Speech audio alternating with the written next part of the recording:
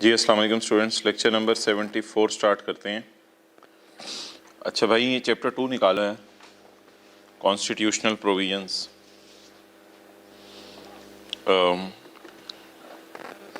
हुकूमत के पास ना दो बास्केट्स हैं। हुकूमत के पास ये ना, मैंने नोट्स फ़िज़िकल वालों के लिए भी अपलोड कर दिए, उनको बांट भी दिए थे क्लास में, और ये मैंने अपलोड भी कर दिए फ़िज़िकल वालों के लिए, जो वेबसाइट है हमारी टेस्ट्स में नीचे जाके। ऑनलाइन वालों के तो पोर्टल पे रेलिवेंट जगह पे अपलोड कर दिए हैं। तो अब ये इस चैप्टर के अंदर थोड़ी हम डिस्कशन करेंगे इस बारे में कि हुकूमत के पास पैसा कहाँ से आता है, कहाँ जाता है, ओवरऑल सड़कें बनती हैं, ये सब कुछ होता है। तो उसके लिए हुकूमत ने दो बास्केट्स रखी हुई हैं। एक बास्केट का नाम है FCF, और असल में ना चैप्टर के नोट्स इसलिए अपलोड किए हैं मैंने कि उस पर थोड़ी उर्दू वगैरह मैंने लिखी हुई है। बाकी जो किताब में चैप्टर 2 के नोट्स हैं उनमें भी कोई मसला नहीं है, और अगर ऑनलाइन वाले चाहते हैं तो बेशक वीडियो पॉज करके वो नोट्स देख लें। और कुछ जगह पे तो लिखाई भी सही नहीं है, जितना बहरहाल उनको नज़र आ रहा है, बेशक पूरी बुक पे एक दफ़ा उर्दू लिख लें, 2-3 सफ़े हैं, तो फिर उसके बाद बेशक लेक्चर को रिज्यूम कर लें। बहरहाल और साथ साथ भी अगर आप करना चाहें, आपकी मर्ज़ी है। अच्छा, तो मोहतरम, दो किस्म की बास्केट्स हैं जो हुकूमत ने अपने पास रखी हुई हैं। एक बास्केट का नाम है FCF, फेडरल कंसोलिडेटेड फ़ंड, और दूसरी बास्केट का नाम है PAF। तो ये जो दो बास्केट्स हैं, PAF स्टैंड्स फॉर क्या है? PAF पब्लिक अकाउंट्स, ठीक है जी, पब्लिक अकाउंट ऑफ फेडरेशन। अच्छा, इन बास्केट्स के नाम को छोड़ें भी, मकसद समझें। अच्छा, फेडरल कंसोलिडेटेड फ़ंड जो बास्केट है ना, उसमें दो किस्म का पैसा आता है। इसमें हुकूमत का रेवेन्यू आता है, सरासे से जो टैक्स लिया ना हुकूमत ने, या नेस्ले से जो टैक्स लिया है, वो कहीं यहाँ इस बास्केट में पड़ा हुआ है इधर।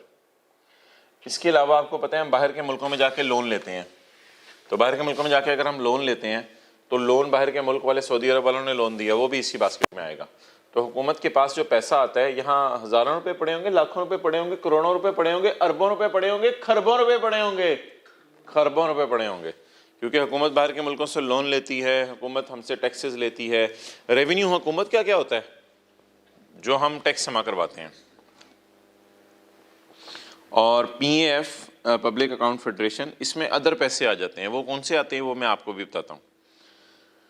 तो ये ना चैप्टर आपने साथ साथ याद करते रहना बस अभी बैठे बैठे। फेडरल कंसोलिडेटेड फंड, अच्छा इसमें मैंने ना हेडिंग दी हुई है इन का मतलब है इनफ्लो, इनका मतलब है इनफ्लो। कुछ थोड़ी बहुत आपको ब्लैक के अंदर थोड़ा मिस प्रिंटिंग या फट के नज़र आ रहा हो वीडियो में, तो आप बेशक साथ साथ बुक को देखते रहें, अपनी बुक पे भी आपकी यही सारी चीज़ें लिखी हुई हैं। तो मोहतरम, ऑल रेवेन्यूज रिसीव्ड, जितना रेवेन्यू आ रहा है, समझ आ गया? FCF की बास्केट में देखो इधर, जितना रेवेन्यू आ रहा है, and all loans raised bye federal government, जितने लोन हुकूमत लेती है। एक और चीज़ भी यार इस बास्केट में आती है, इस बास्केट में एक और चीज़ भी आती है, वो मोहतरम आती है amount received in repayment of loan. क्या मतलब? फ़र्ज़ करो हमने एथोपिया को लोन दिया, एथोपिया ने वापस कर दिया, तो लोन की वापसी इधर आएगी। तो अब तीन चीज़ें बास्केट में हो गई। नंबर 1, सारे हुकूमत के टैक्सेस, हुकूमत को जो उधार आ रहा है बाहर के मुल्कों से, और हमने किसी को उधार दिया हुआ था और उसने क्या कर दिया? वापस कर दिया, वो भी इसी बास्केट में आएगा। Okay, shall be credited to FCF, ये पैसा किस में क्रेडिट कर दिया जाएगा? FCF में। FCF बास्केट का नाम है। शैल बी क्रेडिटेड, जमा करा दिया जाएगा FCF में। अब देख, FCF भरी भरी महसूस हो रही है, लाल कपड़ा ऊपर डाल देता हूँ मैं, नजर ना लग जाए। तो FCF भरी भरी महसूस हो रही है। Okay, next, all other monies, all other monies, ये कौन से पैसे हैं यार? इसमें ना ये मैंने मिसाल दी है, हुकूमत केस जीती, हुकूमत ने आपके खिलाफ केस कर दिया कि आप पाकिस्तान में ये कर रहे हो, वो कर रहे हो, ये कर रहे हो, अब आपको हुकूमत को पैसे देने पड़े, हुकूमत केस जीत गई। तो हुकूमत कई दफ़ा किसी के खिलाफ केस करती है, दूसरे मुल्कों के खिलाफ या अपने ही बंदों के खिलाफ। तो ऐसी सूरत में जो आपको पैसे, हुकूमत को पैसे आते हैं, वो किस बास्केट में रखे जाते हैं? पब्लिक अकाउंट फेडरेशन बास्केट में रखे जाते हैं। All other monies received by federal government deposited with supreme court और एनी अदर कोर्ट, तो जब केस जीता जाता है तो सुप्रीम कोर्ट में पैसे जमा करवा दिए जाते हैं, वो सारे के सारे पैसे shall be credited to public account federation. चल यार साथ साथ याद कर चीजें। All revenues received, all loan raised, repayments of loan shall be credited to FCF. अच्छा ये बात याद होगी पहली। दूसरी बात याद कर, all other monies received by government and deposited with Supreme Court shall be credited to PF. Done, done, done. आगे चलें। अच्छा यार अब इसकी चाबियां किसके पास होंगी खजानों की? तो खजानों की चाबियां किसके पास होंगी वो सुन लो। द कस्टडी, कस्टडी क्या होता है? कब्जा। कब्जा, कब्जा किसके पास होगा इसका? इसका कब्जा होगा। अच्छा पहले मुझे ये बताओ कि आपको क्या पता है, सफ़े के टॉप पे मैंने लिखा हुआ है पार्लियामेंट क्या होती है? पार्लियामेंट मजलिस शूरा, शोरबा नहीं, शोरबा नहीं, मजलिस शूरा, शोरा नहीं, पंजाबी वाले कहते हैं शोरा, शोरा नहीं, रा, शूरा। अच्छा मजलिस शूरा, मजलिस शूरा को इंग्लिश में कहते हैं पार्लियामेंट। क्या कहते हैं? पार्लियामेंट के दो हाउसेज हैं, एक अफ्रीका में एक अमेरिका में, नहीं, एक नेशनल असेंबली और एक सेनेट। तो ये अक्सर लोगों को आपको पता ही होगा आइडिया। तो पार्लियामेंट के दो हाउसेज हैं, बोले बोले बोले कौन से? नेशनल असेंबली और सेनेट। सेनेट में से इक्वल रिप्रेजेंटेशन होती है ना हर सूबे की, और नेशनल असेंबली में इक्वल रिप्रेजेंटेशन नहीं होती। अच्छा बहरहाल इन चक्करों में हम क्यों पड़े यार, छोड़ें। पार्लियामेंट मजलिस शूरा को कहते हैं जो लॉ बनाती है, इसमें एक नेशनल असेंबली होती है और दूसरा सेनेट होता है। अब मोहतरम ये जो पीएफ और एफसीएफ है, इन खजानों की चाबियां किसके पास होंगी? द कस्टडी, इसका मतलब ये होता है कि इनकी इजाज़त से पैसे निकाले जाएंगे, और कोई मतलब नहीं, मतलब चाबियां नहीं होंगी इनके पास। The custody of FCF and PF and the payments and withdrawals from the, और उसमें से जितनी पेमेंट्स और विड्रॉल्स करनी है, and all other matters connected shall be regulated by शूरा। शूरा का मतलब क्या है इंग्लिश में? पार्लियामेंट। और रूल्स मेड बाय प्रेसिडेंट। ये कई दफ़ा ऐसा होता है मजलिस शूरा ने रूल्स नहीं बनाए होते इस मद में, तो फिर पार्लियामेंट की गैर मौजूदगी में कौन ही इसको देख लेता है? हमारे प्रेसिडेंट साहब। क्या नाम है? अच्छा आगे चलें जी। ये ना 80 छोड़ो, 81 में आओ। भाई साफ नज़र नहीं आ रहा तो यहाँ से देख लें। पीएफ में रेवेन्यूज, लोन्स और रीपेमेंट्स ऑफ लोन जानी है, और उसमें क्या जाना है? बोल बोल बोल बोल बोल। फेडरल गवर्नमेंट को जो भी पैसे आए, सुप्रीम कोर्ट के जरिए जो भी पैसे आए, और कस्टडी होगी मजलिस शूरा के पास, वरना फिर प्रेसिडेंट के पास। अच्छा जी आर्टिकल 81, आर्टिकल 81 की हेडिंग मैंने दी है आउट। आउट का मतलब है कि अब ये हम पैसे निकालने लगे हैं, तो 80 मैंने स्किप किया है। Article 81 expenditure charge upon, charge upon का क्या मतलब है? निकालना पैसे। Expenditure charge upon federal consolidated fund, यानी कौन कौन से पैसे निकाले जाएंगे। The following expenditures are charge upon, charge upon का क्या मतलब है? निकाले जाएंगे। The following expenses are charge upon FCF, FCF में से कौन कौन से पैसे निकाले जाएंगे? मोटे मोटे यहाँ याद कर लो भी बैठे बैठे। प्रेसिडेंट की तनख्वाह सबसे पहले निकालें, and other expenses of his office. इसके बाद एंड द रिम्यूनरेशन ऑफ जजेस of supreme court, Islamabad high court का जज। इसके बाद चीफ इलेक्शन कमिश्नर साहब की तनख्वाह निकालें। फिर उसके बाद चेयरमैन और डिप्टी चेयरमैन होते हैं सेनेट के, इनकी तनख्वाह निकालें। और स्पीकर और डिप्टी स्पीकर होते हैं नेशनल असेंबली के, इनकी तनख्वाह निकालें। ऑडिटर जनरल की तनख्वाह निकालें। चल चल याद कर जल्दी।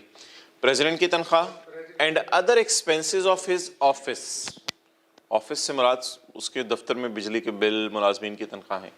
And other expenses of his office and the remuneration of जजेस of supreme court, chief election commissioner, chairman, deputy chairman, speaker, deputy speaker और ऑडिटर जनरल। ऑडिटर जनरल भी होता है, जनरल ऑडिट करता है लोगों का आके। अच्छा अब 1 2 3 4 5 इन सारे लोगों के जो दफ्तर हैं उनमें जो मुलाजमीन हैं उनकी भी तो तनख्वाहें होंगी। सिर्फ सुप्रीम कोर्ट के जज की अपनी तनख्वाह तो नहीं होगी, इनके दफ्तर में जो मुलाजमीन हैं उनकी भी तनख्वाहें होंगी, तो उनकी बात करें। The admin expenses including the remuneration of officers and servants. Servants कहाँ पे, नौकर कहाँ पे लगे हुए हैं? सुप्रीम कोर्ट में, इस्लामाबाद हाई कोर्ट में, वही ऊपर वाली अंग्रेजी, auditor general, office of chief election commissioner and secretariat of senate and national assembly. इन सब की तनख्वाहें। Next, debt charges. Debt charges of the federal government. Debt charges होता है इंटरेस्ट, वैसे उसने लिख दिया आगे debt charges of federal government. जाहिर बात है बाहर के मुल्कों से लोन लिया है तो आपने इंटरेस्ट भी उस पर देने हैं। डेट चार्जेस ऑफ इंटरेस्ट, अच्छा ये पैसे कहाँ से निकाले जा रहे हैं? एक्सपेंडिचर चार्ज अपॉन FCF की basket. The debt charges of the federal government including interest, repayment of capital and other expenses for raising loans.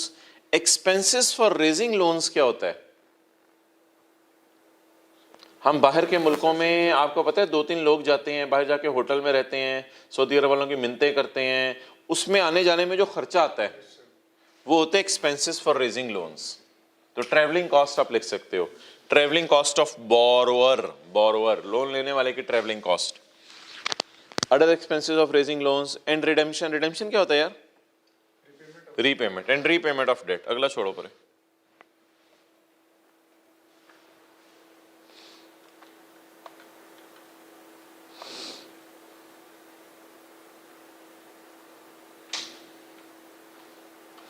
अगला मैंने काट दिया, आप भी काट दें। अच्छा, point D, amount paid for any judgment और order against Pakistan by any court और ट्रिब्यूनल।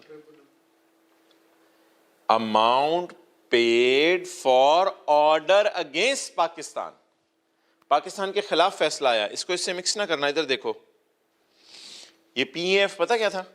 ये पाकिस्तान के हक में फैसला आ रहा था तो इस बास्केट में गया था, ये इस बास्केट में गया था। पाकिस्तान के खिलाफ फैसला आ जाए तो इस बास्केट से निकालेंगे, इस बास्केट से निकालेंगे, क्योंकि ऊपर देखो हेडिंग क्या लिखी हुई है 80 में। देखो FCF की लिखी हुई है ना 81 में। ये खर्चे किससे निकाले जाने हैं? FCF की बास्केट से। Amount paid for any judgment against Pakistan by any court और tribunal and any other amount declared by constitution. ये हमारा जो लॉ है ना, ये कॉन्स्टिट्यूशन है, इनको ना 81 को आर्टिकल 81 कहते हैं, इसे सेक्शन 81 नहीं कहना। ना ये इनकम टैक्स है ना ये सेल्स टैक्स है। ये पहले 3 चैप्टर्स में से जो दूसरा चैप्टर है हमारा कॉन्स्टिट्यूशन है, आर्टिकल 81, आर्टिकल 82। तो इसके अलावा कोई भी खर्चे जो कॉन्स्टिट्यूशन ने कह दिए, any other amount declared by constitution और बाय पार्लियामेंट, पार्लियामेंट ने हरकत की, एक्ट ऑफ पार्लियामेंट, पार्लियामेंट ने हरकत की और कहा कि यार मैं चाहता हूं कि ये खर्चे भी पे हो जाएं, तो चलो यार मैं एक आधा मिनट दे रहा हूं, याद करो इनको। Remuneration of president and other expenses of his office, supreme court, Islamabad high court, इसके बाद chief election commissioner, chairman, deputy chairman, speaker, deputy speaker and auditor general. और पॉइंट बी में था admin expenses including remuneration of officers and servants of फलां फलां फलां court. Point C, debt charges of federal government. ये क्या होते हैं? Interest, repayment of capital, other expenses of raising loans and repayment of loan. Point D, amount paid for any judgment against Pakistan, Pakistan के खिलाफ फैसला आया एनी कोर्ट और tribunal. Point E, any other amount declared by constitution by act of.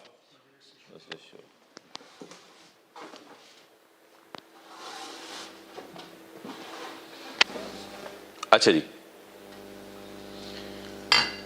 यार अब खर्चे जो है ना 2 किस्म के हैं।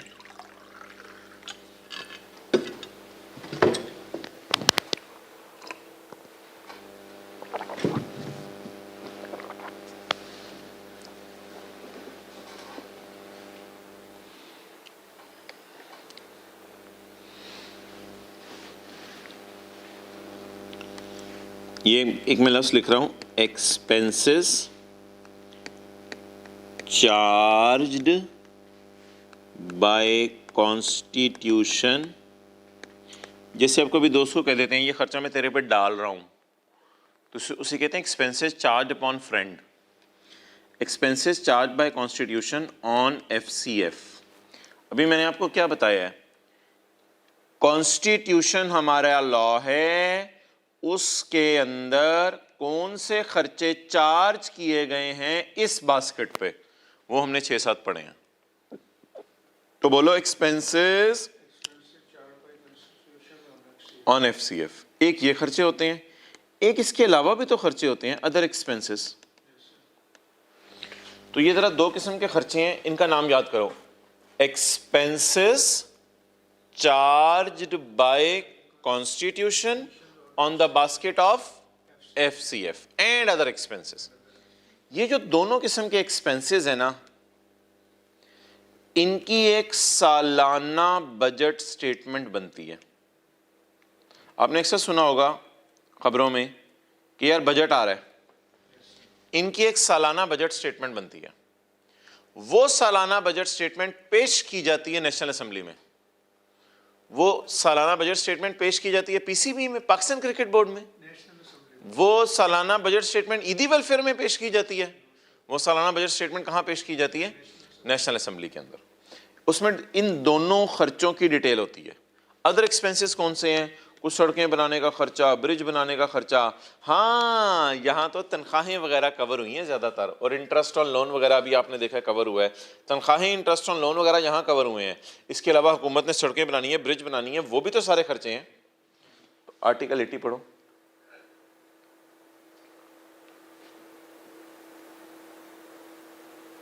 इन each financial year federal government shall lay before national assembly. अच्छा बताओ, हैन क्या ले करती है? हैन ले अंडा, एग। तो हैन लेज एग, हैन जो है वो एग देती है। तो अब इधर जरा देख के बताओ मुझे, फेडरल गवर्नमेंट क्या देगी? आंखें बंद करके सोचो, फेडरल गवर्नमेंट क्या देगी? बोलो बोलो बोलो। अंडा।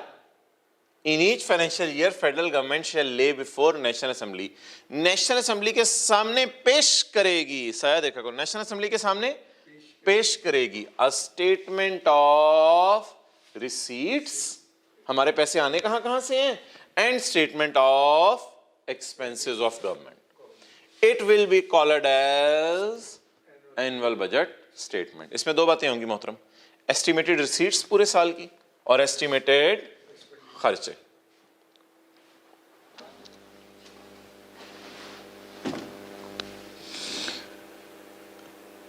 अच्छा जी, अच्छा यार, आप कहो अबू मुझे 50 रुपए चाहिए, अबू मुझे 50 रुपए दें, ये आसान बात है।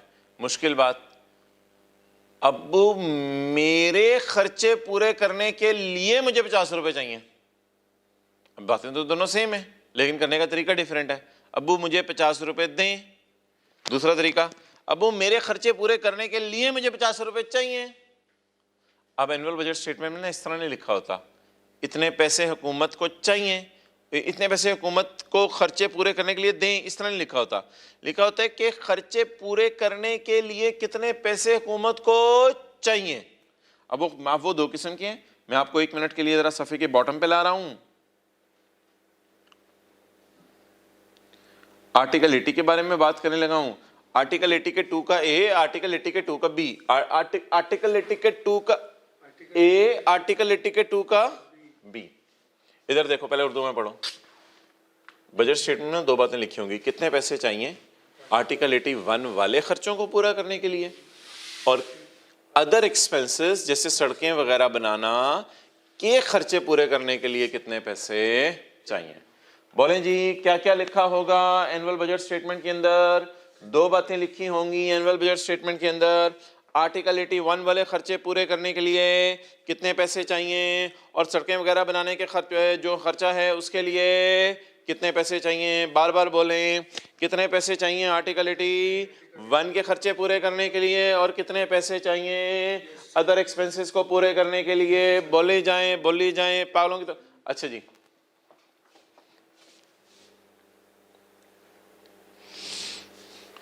The annual budget statement shall show separately. 80 के 2 में आ जाए, annual budget statement shall show separately. क्या क्या सेपरेटली? अमाउंट्स रिक्वायर्ड होता है पैसे चाहिए।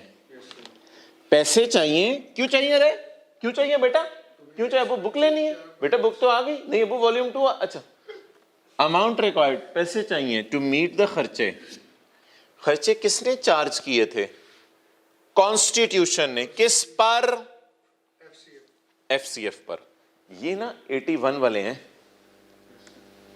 ये जो चार्ज्ड ऑन एफसीएफ है ना, ये अगर आप देखो तो ये देखो चार्ज्ड ऑन एफसीएफ, तो ये ना, बल्कि यहां पे लिखो, ये 81 वाले खर्चे हैं। कौन से वाले? 81 वाले। अब बताओ क्या अंग्रेजी बनी?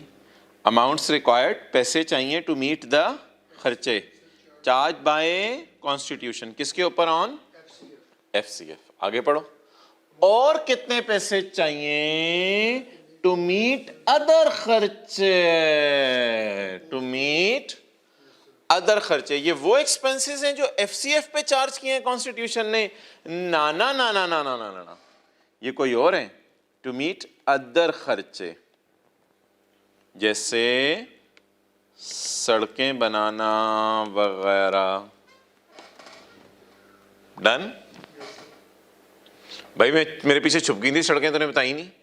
छुपी थी, ये देख, ये तो बतानी थी तूने, बताया कर रिकॉर्डिंग में ये। Okay done.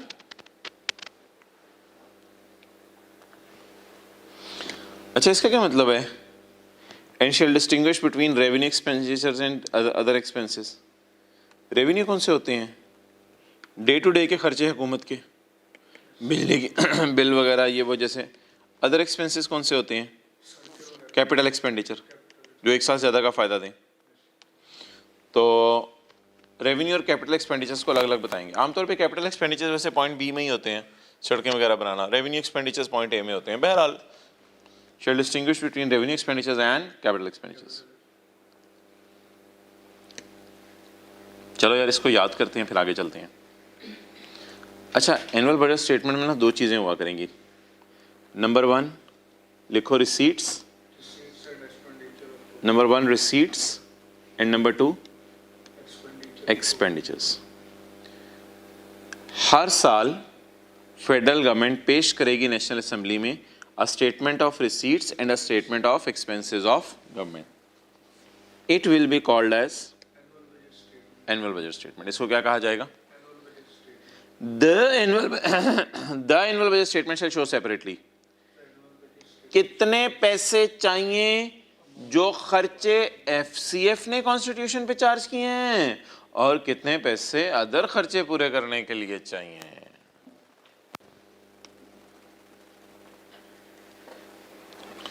ओके, आगे आए। 82 procedure relating to annual budget statement. Procedure relating to annual budget statement.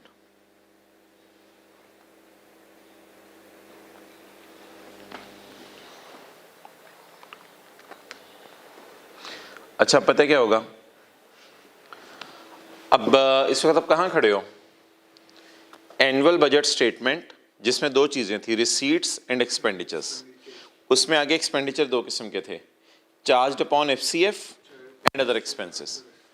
अब जो 81 वाले खर्चे हैं ना, 81 वाले खर्चे, जैसे जजेस की तनख्वाहें वगैरह हैं, ये सब कुछ, इन पर डिस्कशन होगी। कहाँ? नेशनल असेंबली में। हाँ जी भाई, चीफ इलेक्शन कमिश्नर खड़े हो जाएं भाई, इनकी तनख्वाह हमने इस साल 5 लाख रखी है।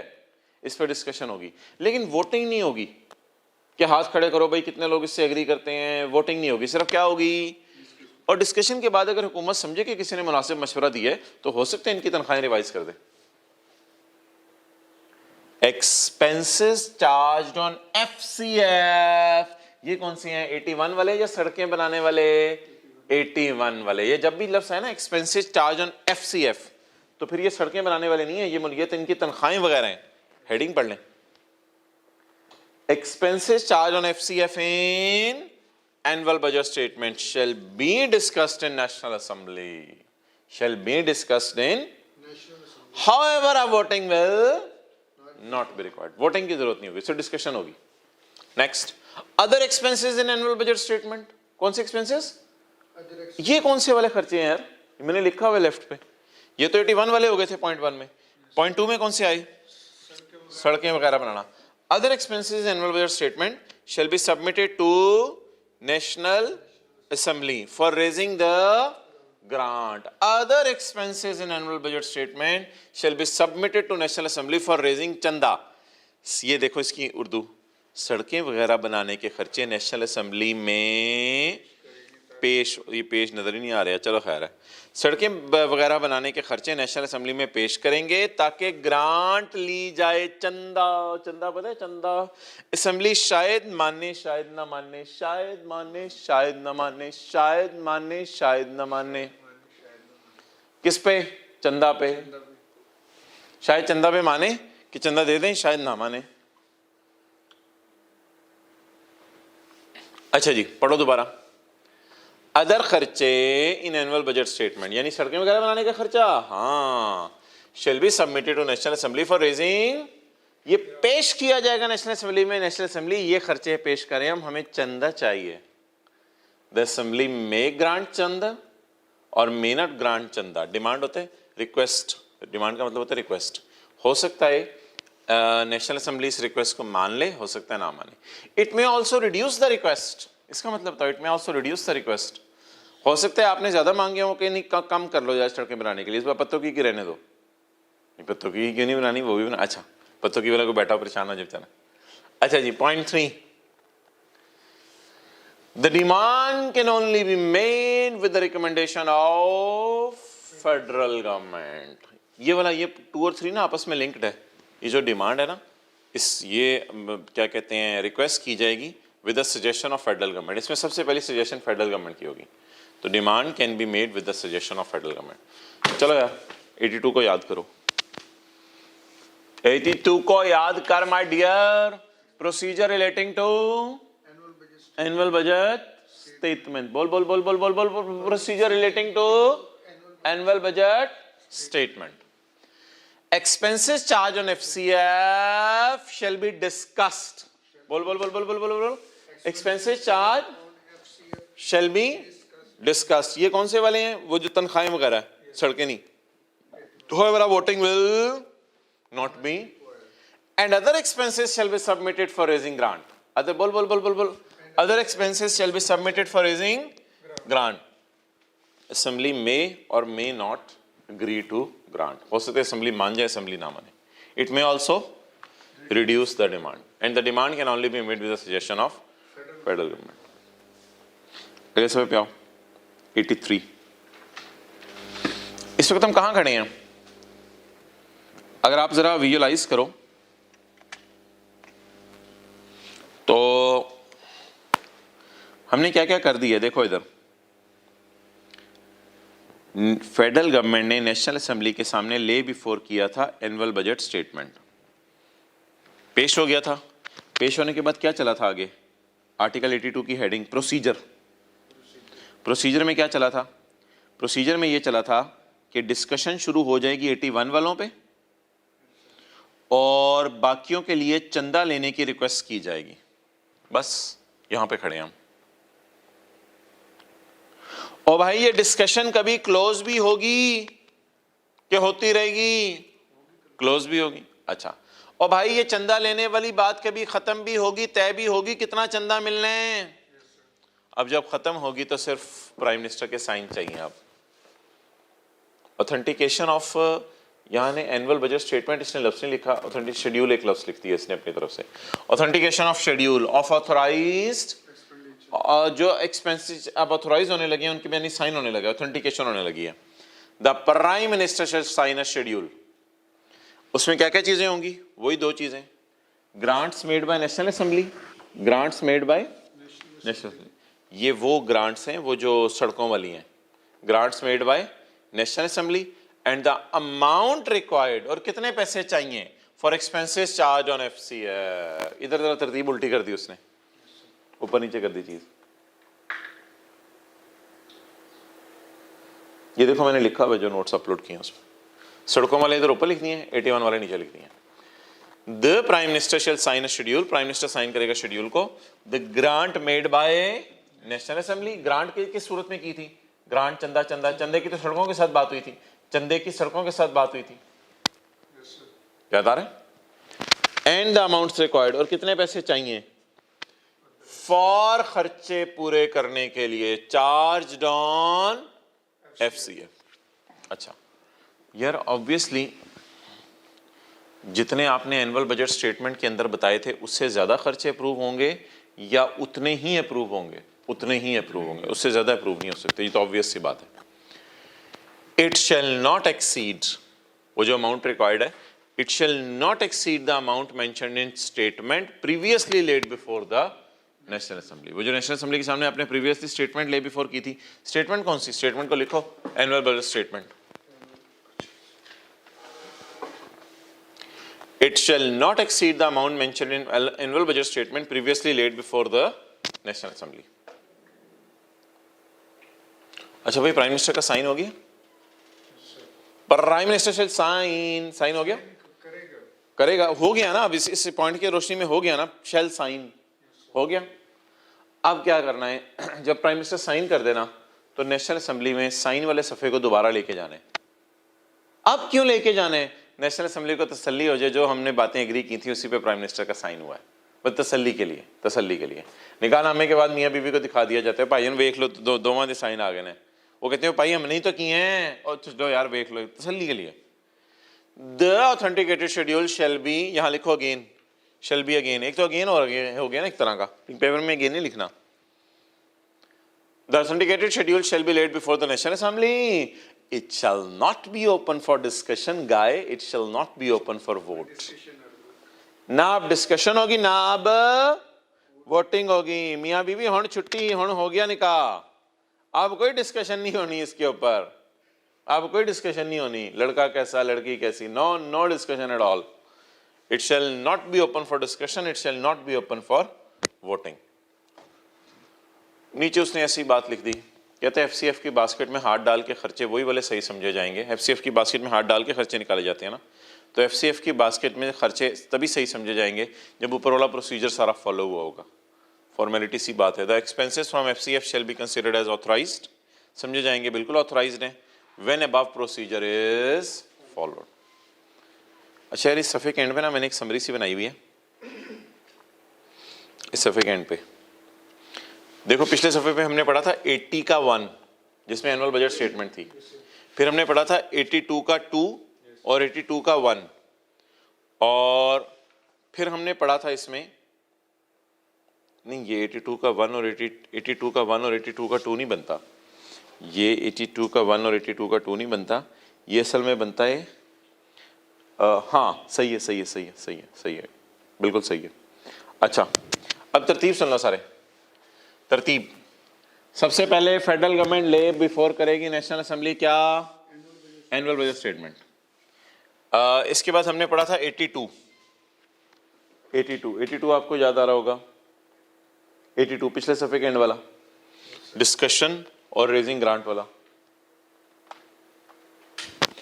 तो सबसे पहले हम आर्टिकल 81 वालों पर डिस्कशन करेंगे, वो जो खर्चे हैं, तनख्वाहें वगैरह, और other expenses will be submitted for raising चंदा। अदर एक्सपेंसेस के बारे में रिक्वेस्ट की जाएगी, इनके लिए चंदा चाहिए। Prime minister shall sign a schedule, इसके बाद प्राइम मिनिस्टर शेड्यूल साइन करेगा 83 के 1 की रोशनी में।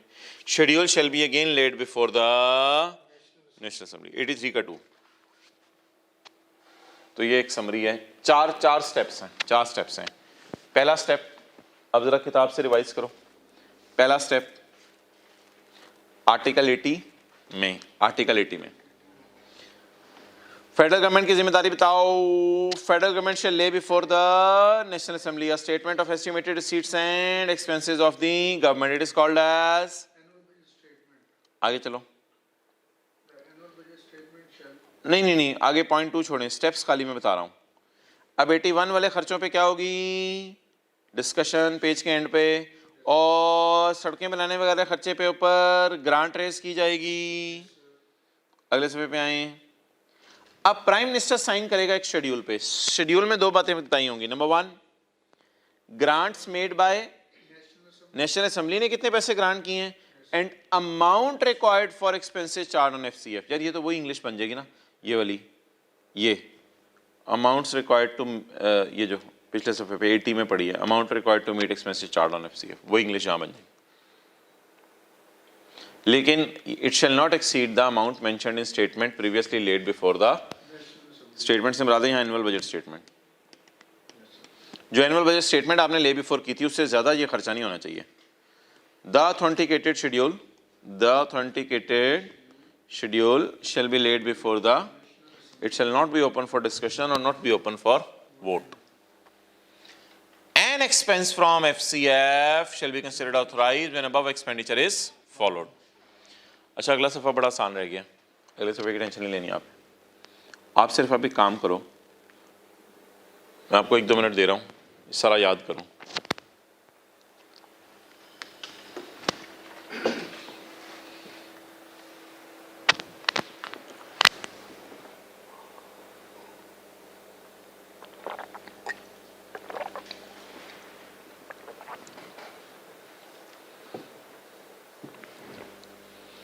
चलो साथ साथ मैं भी याद करता हूँ।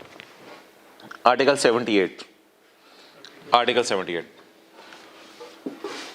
all revenues received, all loan raised,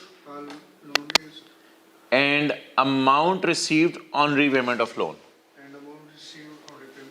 shall be credited to FCF. आगे बढ़ो। All other monies raised with federal government or deposited with Supreme Court shall be credited to public account of Federation. Custody of FCF and PF. The custody of FCF and PF. The custody of FCF and PF and the payments and withdrawals from that and all other connected matters shall be regulated by, shall be regulated by Parliament or rules made by President. Article 81 की tension नहीं लेनी, वो आप खर्चे हैं। Article 80 में आओ, annual budget statement. क्या? इन ईच फाइनेंशियल ईयर, हर साल in each financial year federal government shall lay, ना इधर देख, federal government shall lay before the national assembly, federal government shall lay before the national assembly detail of receipts and expenses which will be called as annual budget statement. The annual budget statement shall show separately पैसे कितने चाहिए charge by constitution FCF, उसके लिए पैसे कितने चाहिए, और the पैसे कितने चाहिए टू मीट अदर खर्चे to be proposed from FCF। ये जो सफ़े के एंड पे मैंने इसलिए इन दोनों बातों को ना उर्दू में लिख दिया हुआ है। अच्छा जी, इसके बाद बोलो, and shall distinguish between revenue expenses and other expenses. 80 आसान हो गया। 81, 82 में याद है क्या हो रहा था? 82 में क्या हो रहा था? डिस्कशन हो रही थी और चंदा साथ और discussion. Expenses charge on FCF in annual budget statement shall be discussed in National Assembly. However, voting will not be required. Point 2, मैंने कहा था वोटिंग इसलिए नहीं होगी कि ऐसे लड़ाई ना पड़ जाए, बस सब डिस्कशन करा लें ताकि कोई अच्छा मशवरा आए तो उसको इनकॉर्पोरेट कर लें। अच्छा, other expenses in annual budget statement shall be submitted to national assembly for raising चंदा। द असेंबली मे और मे नॉट एग्री टू चंदा। हो सकता है कहीं सड़कें अगले साल बना लो, अभी रोडों पे गुजारा कर लो। It may also reduce the चंदा। अच्छा, the prime minister shall sign a schedule. The Prime Minister shall sign a schedule specifying number 1 grant चंदा, पहले चंदा की बात कर दी इसने, grant made by National Assembly, और ये इंग्लिश वही amount required for expenses charge on FCF. It shall not exceed the amount mentioned in statement previously laid before the, और आखिर में चौथा step, the authenticated schedule shall be laid before the National Assembly. Again laid before why? It shall not be open for discussion and it shall not be open for voting. अच्छा जी, supplementary and excess grant. अब ये बातें सारी आगे आसान है, उर्दू में पढ़ो क्या लिखा हुआ है। अगर किसी सर्विस के लिए पैसा कम पड़ जाए, मिसाल के तौर पे हमने मुल्क ने सोचा था कि यार अस्पतालों के लिए पैसा चाहिए और आर्मी के लिए पैसा चाहिए और फलां प्रोजेक्ट्स हैं उनके लिए पैसा चाहिए। अगर किसी सर्विस के लिए पैसा कम पड़ जाए या न्यू सर्विस के लिए पैसा चाहिए तो क्या करें? अगर किसी सर्विस के लिए पैसा कम पड़ जाए या न्यू सर्विस के लिए पैसा चाहिए तो क्या करें? If in a financial year it is found, अगर किसी फाइनेंशियल ईयर में ये साबित हो that authorized expense for a service is insufficient, authorized expenditure for a service is insufficient, or expense for a new service is required. Service से मुराद ले लो hospitals के लिए पैसा, हॉस्पिटल्स में जो सर्विसेज दी जा रही होती हैं. If in a financial year it is found that authorized expenditure for a service is insufficient, यानी पैसा रखा तो था लेकिन कम पड़ गया, और expense of a new service is required, जंग खुल गई तो नई सर्विस देनी पड़ी अब, is required which is not included annual budget statement. क्या करें फिर, क्या करें, खर्चा कम पड़ गया है या नई सर्विस देनी पड़ गई है, और the amount spent on any service exceed the amount granted. खर्चा इज ग्रेटर देन ग्रांट, खर्चा बढ़ गया चंदा थोड़ा, खर्चा बड़ा चंदा थोड़ा, खर्चा बड़ा चंदा थोड़ा, क्या करें, एक्सीड का मतलब क्या करें आप, तो फेडरल गवर्नमेंट के पास चले जाएं आप, फेडरल गवर्नमेंट के पास चले जाएं दोबारा हुकूमत के पास. हुकूमत can authorize the expenditure from FCF, हुकूमत इजाजत दे देगी एफसीएफ से पैसे निकाल लो. For this federal government shall lay before the national assembly a supplementary और एक्सेस बजट. तो नेशनल असेंबली के सामने जरूर ले बिफोर करना है. आगे फिर वही प्रोसीजर चलता है, इसने वो लिखा नहीं, फिर उसी तरह डिस्कशन वोटिंग वगैरह नहीं होती और डिस्कशन होके वो फिर इसने बात यहाँ लिखी नहीं. तो ये सवाल पेपर में किस नाम से आएगा बोलो,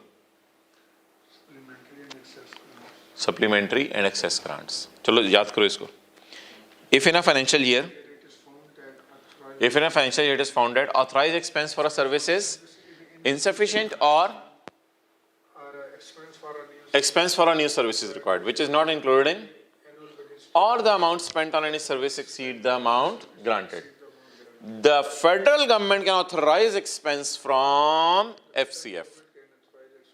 For this federal government shall lay before the National Assembly a supplementary budget और ये लफ्ज़ वही है जो आपने स्टेप 1 में याद किया था, federal government shall lay before the national assembly.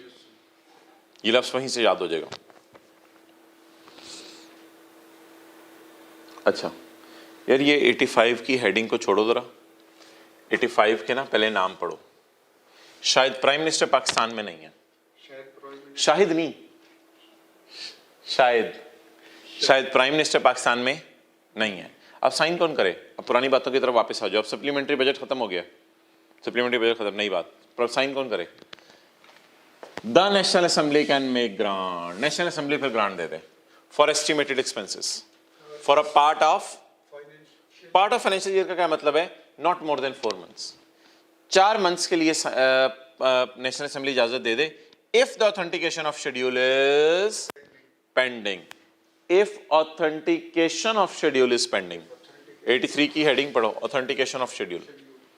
अगर ऑथेंटिकेशन ऑफ शेड्यूल पेंडिंग हो जाए तो कौन इजाजत दे दे, नेशनल असेंबली. ग्रांट चंदा देने की इजाजत दे दे. शायद चंदे की बात सिर्फ उन सड़कें बनाने वालों के लिए बात हो रही है मेरे ख्याल से.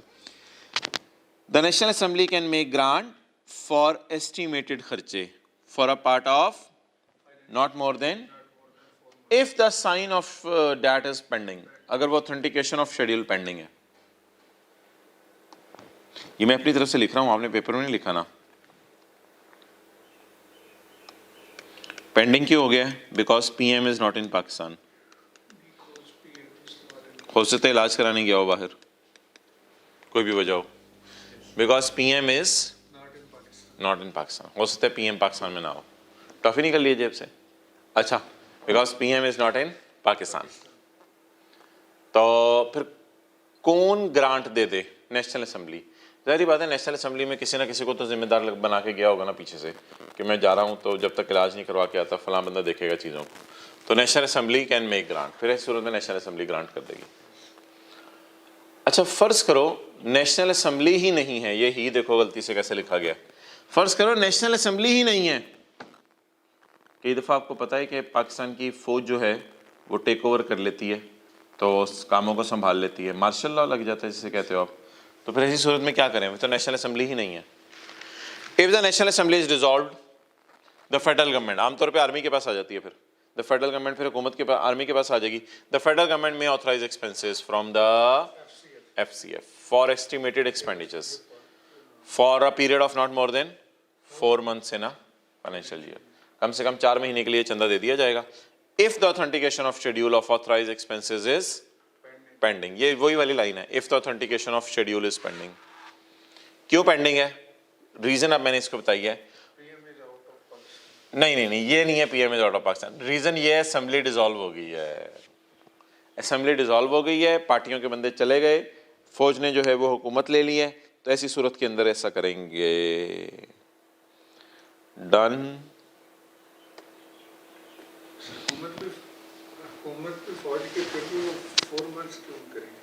वो बस 4 मंथ्स करेंगे. हो सकता है बीच में फिर इलेक्शन करवा के नेशनल असेंबली ले आए. नॉर्मल प्रोसीजर तो वही है ना. 4 मंथ्स के लिए इसलिए कर रहे हैं. ओके चलो यार, ये 2 पॉइंट्स याद करो, दोनों एक जैसे हैं. वोट्स ऑन अकाउंट्स में असल में ये होता है कि जब वो प्राइम मिनिस्टर गया होता है ना, फिर वोटिंग वगैरह भी करा लेते हैं ये. इस वजह से इसने लिखा है votes on accounts. The national assembly can make grant. इधर है national assembly can make grant और इधर है फेडरल गवर्नमेंट में ऑथराइज. ये ना जरा दोनों पॉइंट अलग अलग हैं. असल में ना इधर नेशनल असेंबली है ही नहीं नीचे, तो इस वजह से ये मसला आ रहा है. इधर है national assembly can make grant, इधर है फेडरल गवर्नमेंट में ऑथराइज. ये जरा हाईलाइट कर लो. नहीं कर रहा तू? मैं क्या हाईलाइट कराना चाह रहा हूं?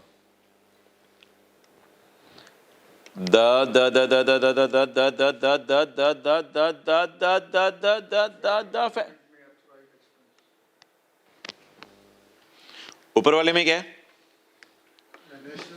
National assembly can make grant. और नीचे वाले में क्या है? फेडरल गवर्नमेंट में ऑथराइज.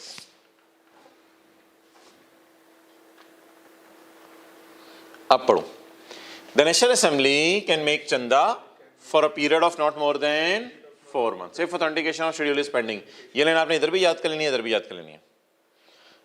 और इधर क्या लिखना है? इफ नेशनल असेंबली इज फारग, तो भी नेशनल असेंबली तो नहीं दे सकती. इफ नेशनल असेंबली इज फारग, द फेडरल गवर्नमेंट में authorize expenses from the FCF for estimated खर्चा for a period of not more than. Okay. Secretariats of Majlis Shura. यार अब ये बिल्कुल ही प्रोसीजरल बातें शुरू कर दी हैं. मुझे बताओ सेक्रेटेरिएट्स ऑफ मजलिस शूरा कौन से हैं? 2 हैं. सेक्रेटेरिएट्स होते हैं दफ्तर. लिख लो दफ्तर.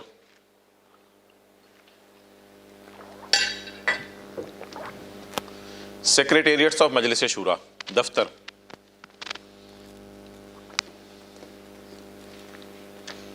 दफ्तर कितने हैं? 2 हैं. सेनेट है और नेशनल असेंबली है. ईच हाउस यानी सेनेट भी और national, each house shall have a separate दफ्तर. Each house shall have a separate दफ्तर. डन. हाउएवर नौकरियां common to both houses can be awarded. However नौकरियां common to both houses can be awarded. मिसाल के तौर पे एक IT इंजीनियर है, वो बोथ सॉफ्टवेयर रन कर रहा है. बोथ सॉफ्टवेयर रन कर रहा है. क्या मतलब? यानी सेनेट का सॉफ्टवेयर भी वही रन कर रहा है और नेशनल असेंबली का सॉफ्टवेयर भी वही रन कर रहा है. हाउएवर नौकरियां common to both houses can be given. Awarded होता है given, can be given. Okay. अच्छा भाई, नौकरी देगा कौन? प्राइम मिनिस्टर, प्रेसिडेंट, PCB का चेयरमैन. कौन नौकरी देगा? नौकरियां देगा कौन? किस IT वाले को नौकरी देनी होगी, सिक्योरिटी एक्सपर्ट्स को नौकरी देनी होगी, इसी तरह सर्वेंट्स को नौकरी देनी होगी. नौकरियां देगा कौन? नौकरियां करने कहाँ लगे हैं? मजलिस शूरा में, यानी सेनेट में या नेशनल असेंबली में? मजलिस शूरा में रेगुलेट हायरिंग. मजलिस शूरा फिर खुद ही डिसाइड करे. पार्लियामेंट उसमें यार वही होते हैं, सेनेट बैठे होते हैं और वो चेयरमैन, वो जो मैंने आपको बताया था.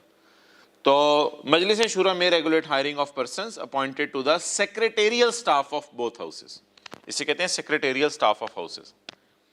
द स्पीकर और द चेयरमैन, द स्पीकर और the chairman may with the approval of president make rules relating to recruitment of persons appointed to the secretarial staff. तो मोहतरम असल में ऊपर उसने लिखा है मजलिस शूरा विल रेगुलेट, नीचे उसने जाके बता दिया मजलिस शूरा में कौन डिसाइड करेगा. स्पीकर और चेयरमैन।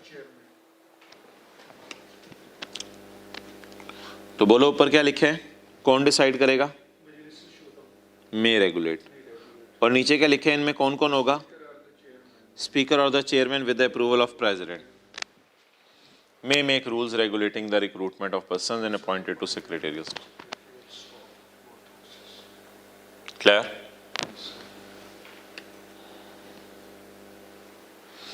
चल यार इसको याद कर। Each house shall have a separate दफ्तर, सेनेट का अलग दफ्तर होगा, नेशनल असेंबली का अलग दफ्तर। However, post common to both houses can be awarded, लेकिन नौकरियां दोनों की दी जा सकती हैं। मजलिस शूरा में regulate the hiring of persons appointed to the secretarial staff of, Majlis Shura दोनों हाउसेस के सेक्रेटेरियल स्टाफ को नौकरियां देगी। लेकिन मजलिस शूरा में कौन नौकरी देगा यार, मजलिस शूरा तो एक इदारा है, उसमें स्पेसिफिकली कौन नौकरियां देगा बोलो, स्पीकर और chairman with approval of may make rules regulating the recruitment of persons appointed to secretarial staff of both houses.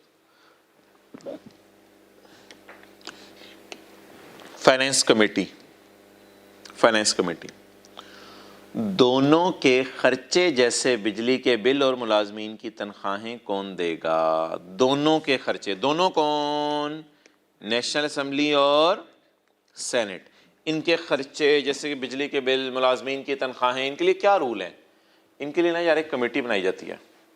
उस कमेटी में कौन बैठा होता है यार, आ जाके वही बैठे होते हैं, वही ऊपर जिन्होंने नौकरियां दी थी, स्पीकर और चेयरमैन। पहले पॉइंट 2 पढ़ लो, constitution of committee. Constitution of committee का क्या मतलब है, कमेटी बनाना। कमेटी ना करना क्या है, कमेटी में बड़ा छोटा सा काम करना है, बिजली के बिल, मुलाजमीन की तनख्वाहें ये डिसाइड करनी है, नौकरी पे भी इन्होंने रखना है, बाद में देनी भी इन्होंने है। The finance committee shall consist of speaker, the finance committee shall consist of chairman, the minister of finance, finance minister Pakistan साहब के ये भी आ गए, नाम आपको पता होगा। The finance committee shall consist of speaker, the finance committee shall consist of chairman and the minister of finance and other members elected by national assembly और सेनेट, वो जरूरत पड़े तो। द फाइनेंस कमेटी में make rules for regulating it's procedure. छोड़ें point 1, the expenditure ये वाले of national assembly and senate shall be controlled by national assembly और सेनेट। हो आ जाके the expenditure of national assembly and senate shall be controlled by national assembly और senate acting on the advice of बोलो बोलो बोलो बोलो finance committee. लेकिन मशवरा कौन देगा, फाइनेंस कमेटी। फाइनेंस कमेटी के मशवरे के ऊपर आप ये डिसीजन लेंगे। चलो याद करो इसको, finance committee controlled by National Assembly or Senate acting on the advice of its Finance Committee. The Finance Committee shall consist of the Speaker or the Chairman, the Minister of Finance and other members elected by National Assembly or the Senate. चलो point 2 मुझे बताओ, the finance committee shall consist of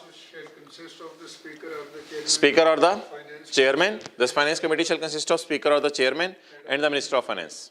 अच्छा point 1, the expenditures of National Assembly and the expenditures of Senate shall be controlled by National Assembly or Senate acting on the advice of Finance Committee. अच्छा जी headings पढ़ो यार, headings सारी headings पढ़ो। पहले सफे पे क्या हेडिंग थी, federal consolidated fund and public account, ये पहले सफ़े पे हेडिंग है, आर्टिकल 78। दूसरे सफ़े पे क्या हेडिंग है, कस्टडी। तीसरे सफ़े पे क्या हेडिंग है, एनुअल बजट, सॉरी दूसरे सफ़े पे, तीसरे सफ़े पे कहाँ से आ गया, उसी सफ़े पे है, एनुअल बजट स्टेटमेंट। उसके बाद क्या हेडिंग है, एक्सपेंडिचर चार्ज अपॉन FCF, ये मुझे तनख्वाहें वगैरह है। अगला क्या है, प्रोसीजर रिलेटिंग टू, उसके बाद क्या है, authentication of schedule of authorised expenditure. इसके बाद आपको याद होगा शायद ज़बानी सप्लीमेंट्री बजट आ रहा था, सप्लीमेंट्री ग्रांट्स आ रही थी, फिर votes on accounts. Votes of accounts में ना नेशनल असेंबली होती है, इसी वजह से वही इजाज़त देती है, लेकिन यहाँ नेशनल असेंबली डिसॉल्व हो जाती है, तो हेडिंग ये आएगी पेपर में। और उसके बाद सेक्रेटेरिएट्स ऑफ मजलिस शूरा। सेक्रेटेरिएट्स क्या, 2 दफ्तर होंगे, सेनेट और नेशनल असेंबली। इसमें लोगों को नौकरियाँ कौन देगा, रिक्रूटमेंट, रिक्रूटमेंट करेंगे। अच्छा, अगला क्या है, ये असल में ये जो है ना 87 और 88 में फ़र्क, 87 में रिक्रूटमेंट की डिस्कशन हो रही है और इसमें ना एक्सपेंडिचर्स की डिस्कशन हो रही है, ये दोनों में फ़र्क है। तो फाइनेंस कमेटी का क्या काम है, खर्चों को कंट्रोल करना। अच्छा यार, वेरी लकीली ये पेज 9 है ना, Yes, sir. हमारा 10 भी हो गया, 11 भी हो गया, क्योंकि यही बातें अब फेडरल गवर्नमेंट की बजाय प्रोविंशियल गवर्नमेंट के लिए हैं। इसलिए ये आप लोगों ने इसमें से जो कुछ याद करना हुआ ना वो मैं बता देता हूँ आपको, देखते रहना। ये क्या हेडिंग है, प्रोविंशियल फाइनेंशियल प्रोसीजर्स, सूबे के और पेज 8 के टॉप पे आओ, क्या लिखा हुआ है, फेडरल फाइनेंशियल प्रोसीजर्स। अच्छा, अब इनको आपने याद नहीं करना, एक दफ़ा रीड आउट बेशक कर लेना, लेकिन इनको याद नहीं करना क्योंकि उधर से याद हुए में है। 100% अंग्रेजी सेम है, जहां जहां डिफरेंट है मैंने लिख दिया है। उधर फेडरल गवर्नमेंट लफ्ज लिखा हुआ था, इधर उधर फेडरल कंसोलिडेटेड फंड था, इधर उधर फेडरल गवर्नमेंट लिखा हुआ था, इधर उधर सुप्रीम कोर्ट लिखा हुआ था, इधर उधर पब्लिक अकाउंट ऑफ फेडरेशन लिखा हुआ था, इधर पब्लिक अकाउंट ऑफ, जो लफ्ज डिफरेंट है मैंने अंडरलाइन कर दिए, बाकी एज इट इज सेम है। देख लो, all revenues raised, all money, ठीक है। ICAP ने भी अपनी बुक में लिखा हुआ, ये सारा सेम है। कस्टडी उधर किसके पास थी, पार्लियामेंट के पास। इधर पब्लिक अकाउंट किसकी कस्टडी, प्रोविंशियल असेंबली, और प्रेसिडेंट की जगह लफ्ज कौन सा, गवर्नर। एनुअल बजट स्टेटमेंट में कोई चेंज, हाँ, फेडरल गवर्नमेंट की जगह और नेशनल असेंबली की जगह, आगे चलो। एक्सपेंडिचर्स में कहीं फर्क, हाँ, इधर गवर्नर का नाम आ रहा है, उधर किसका नाम आ रहा था, प्रेसिडेंट का नाम आ रहा था। इसके बाद यहां ना सिर्फ 1 और 2 है, 3, 4, 5, 6 नहीं है, ये एक छोटा सा फर्क है, यहाँ सिर्फ 1 और 2 है। इसके बाद उधर कौन सा आ रहा था लफ्ज, फेडरल गवर्नमेंट, इधर मैंने सारा अंडरलाइन कर दिया है जो डिफरेंट है वहां और यहां। अच्छा, इसके बाद procedure related to annual budget statement, provincial consolidated fund, provincial assembly, वही लफ्ज जो बार बार यूज हो रहे हैं। चीफ मिनिस्टर, प्राइम मिनिस्टर की जगह बोलो चीफ मिनिस्टर, वजीर आजम की जगह वजीर आला, वजीर आजम की जगह वजीर आला, समझ आ गई। वही प्रोविंशियल असेंबली, FCF बार बार आ रहा था ना, तो इधर PCF आ रहा है, provincial consolidated. Supplementary and excess grant, provincial assemblies, done, बार बार किसका लफ्ज आ रहा है, प्रोविंशियल का। वोट्स और अकाउंट्स, प्रोविंशियल असेंबली। ओ, एक फर्क ये भी है, वहां 4 मंथ्स था, यहां 3 मंथ्स है। लेकिन यार यहां पे कोई डिफरेंस नहीं है, यहां 4 ही है, लेकिन यहां कितना है, 3। डन। अच्छा यार, इन द एंड ना एक समरी बनी हुई है कि मजलिस शूरा की जगह प्रोविंशियल असेंबली का लफ्ज़ यूज़ करना है आपने, प्रेसिडेंट की जगह गवर्नर का लफ्ज़ यूज़ करना है, फेडरल गवर्नमेंट की जगह प्रोविंशियल गवर्नमेंट का लफ्ज़ यूज़ करना है, प्राइम मिनिस्टर की जगह और नेशनल असेंबली की जगह प्रोविंशियल असेंबली। लो, फिर तो कुछ भी नहीं रह गया पीछे। Provisions relating to national assembly to apply to provincial assembly, ये नया सेक्शन है, लिखो नया सेक्शन है, नया सेक्शन ही नया आर्टिकल है, ये 127 नया आर्टिकल है, ये पहले डिस्कस नहीं हुआ क्योंकि ये ना डिफरेंस बता रहे हैं ना दोनों में। ये नया आर्टिकल है, ये हैंड रिटन, वो जो सफ़े बांटे थे ना उसमें नहीं है, ये किताब में होगा, क्योंकि इसका मैंने सफ़ा नहीं बांटा आपको, ये किताब में होगा, बल्कि शायद नोट्स में भी होगा।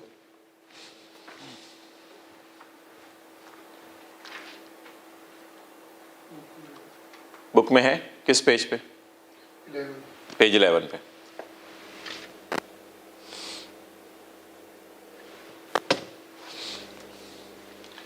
डन। अब ये चीजें साथ साथ याद करनी है, ये बैठे बैठे किसी भी टॉपिक का अगला लेक्चर लेने से पहले चैप्टर फारिग कर देना। ओके,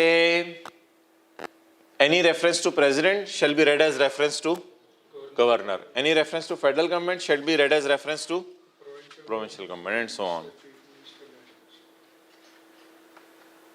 अच्छा जी, आगे चलो यार। 1 घंटा 10 मिनट से ऊपर की क्लास नहीं करनी।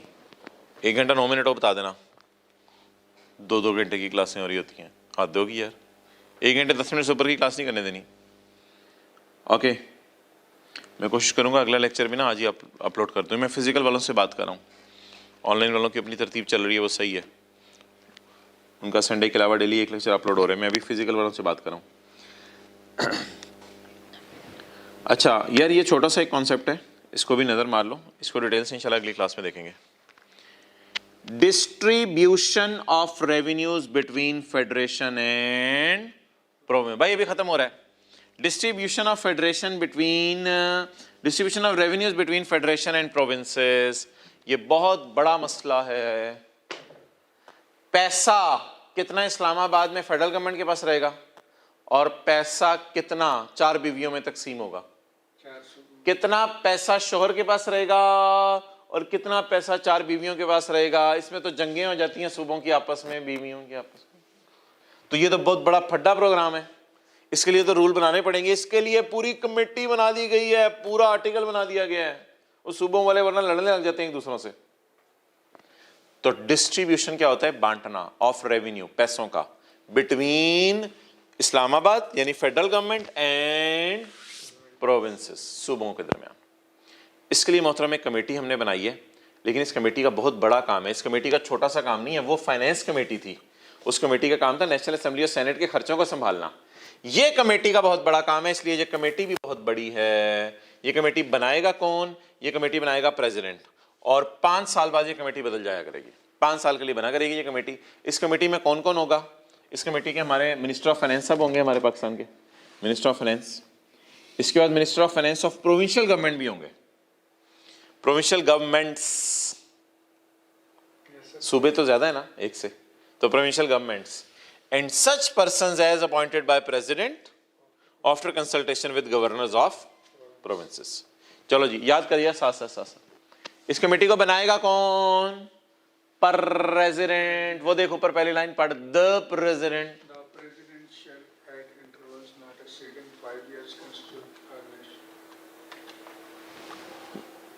ये इन नोट्स में भी शायद दिया हुआ है, लेकिन यहां कुछ लिखने की अभी मुझे जरूरत नहीं पड़ी इसलिए।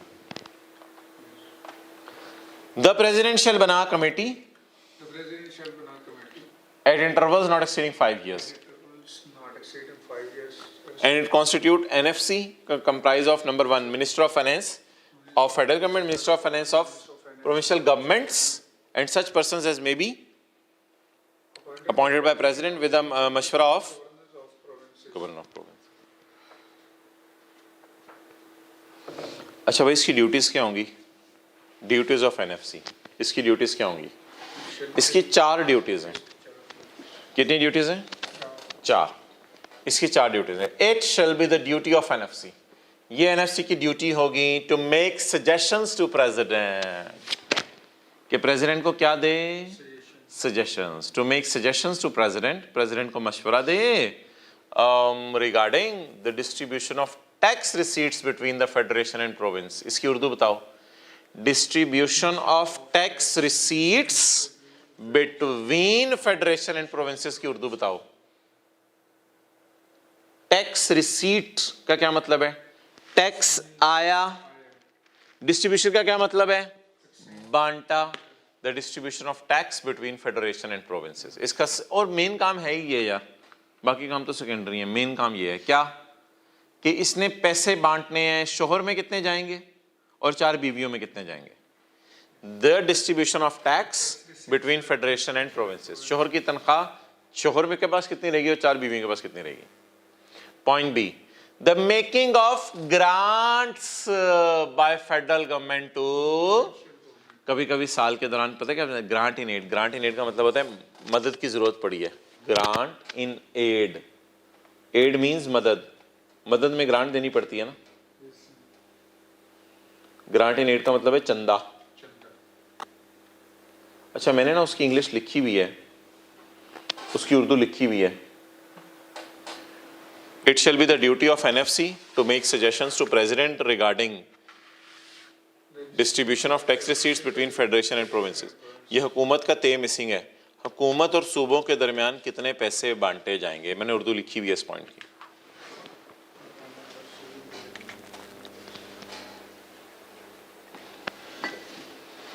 एंड द मेकिंग ऑफ चंदा by the federal government to the provincial government. पहला काम ये हो गया, दूसरा काम ये हो गया चंदा देना। तीसरा काम exercise by federal government and provincial government of borrowing powers. Borrowing power normally आपको पता है फेडरल गवर्नमेंट के पास होती है। बोरोइंग पावर क्या होती है? दूसरे लोगों से जाके चंदा लेना बाहर के मुल्कों से। तो एनएफसी बताएगी कितना चंदा लेना है इस दफा सऊदी अरब से। Exercise by federal government and good, शुक्र है, exercise by federal government and provincial government of the borrowing power. ये ध्यान से रखो, borrowing power and any other finance matter referred by president, और कोई भी चीज जो प्रेसिडेंट रेफर कर दे। चलो जी बताओ, तीन काम। टैक्स जो आया सूबों में और फेडरेशन में कितना बांटा जाना है, पहला काम। दूसरा काम बोलो, कितना चंदा देना है फेडरल गवर्नमेंट ने प्रोविंशियल गवर्नमेंट को। तीसरा काम बोलो, फेडरल गवर्नमेंट बोरोइंग पावर अपनी कितनी एक्सरसाइज कर रही है। और चौथा काम, बस ओवर, पास पेपर्स में आओ।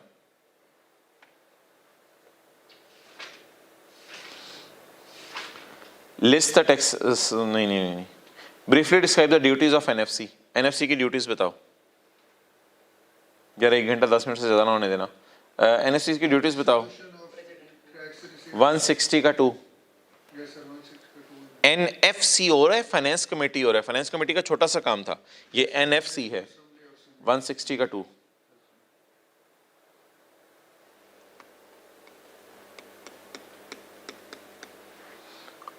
What do you understand by Federal Consolidated Fund? What do you understand by Federal Consolidated Fund? FCF तो उसने पूरा खुद लिखा हुआ है। FCF के बारे में भाई ये लिख के आओगे मोहतरम, देखो इतना सा। What do you understand by FCF? 78 का 1। Enumerate the खर्चे which are charged upon FCF। ये ढूंढो, enumerate the खर्चे which are charged upon FCF। बताओ। Excellent। 81 वाले, 81 वाले, 81। बस गाड़ी बहुत चला दी तूने, आगे चलें। Under the provisions of article 160, जो भी पढ़े हमने एंड पे, the constitution of Pakistan briefly describe the formation of NFC. Constitution briefly बताता है एनएफसी कैसे फॉर्म होगी। Who may be the member of commission? Member कौन होंगे? बोलो यार, 1 से 2 मिनट में ना खत्म कर दो बस। हाँ, मेंबर कौन से होंगे बोलो। एक्सेलेंट। 160 का 160 का 1, ऐसा ही है ना। चल जान दे यार, तीनों नहीं लबना। 160 का 1, पेज नंबर 11। अच्छा जी, what are the duties of NFC. ये रिपीट हो रहा है सवाल, what are the duties of NFC. ठीक है रोवर, पॉज करो, मैं जरा देख लूँ कोई होमवर्क तो नहीं देना। जी होमवर्क है आपका पेज 378 पे, क्वेश्चन नंबर 21। ओवर। अल्लाह हाफिज़। अगला लेक्चर में कोशिश करूँगा आज ही अपलोड हो जाए।